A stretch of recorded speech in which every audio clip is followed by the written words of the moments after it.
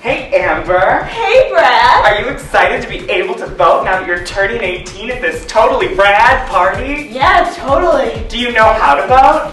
Duh, it's so easy. Well, are you familiar with voter ID laws?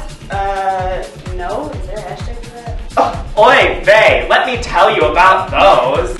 To register to vote in the United States of America, you must be a U.S. citizen, you cannot be serving any part of a felony sentence, and you have to be 18 years old on the day of the election.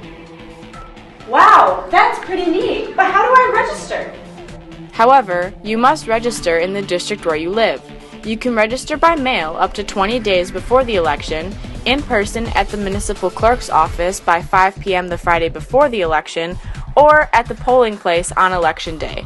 Wow, that's a lot of different ways. Yup, but my narrative isn't done talking yet. You also have to know your current driver's license or Wisconsin Department of Transportation issued ID number and expiration date. If these aren't issued to you, you can use the last 4 digits of your social security number. You also must have a proof of residence document and have been living at that address for at least 28 days prior to the election.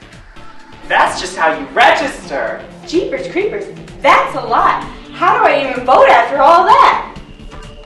You have to be 18 years old on election day. You have to know where to vote in your district, and you must bring a photo ID to the polling place.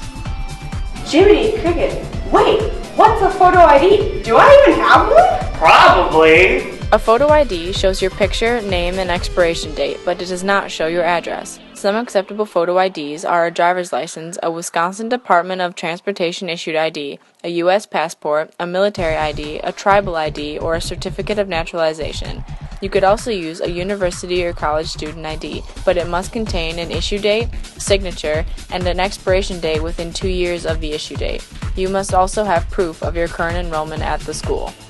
So right, I do have one of those, but let's say hypothetically I didn't. Is there any way I could get one for free? Absolutely. You can get a free photo ID just for voting. All you have to do is apply at the Department of Motor Vehicles. You may be asked to provide a birth certificate or passport, and if your name has changed since birth, you will need to provide proof of a legal name change.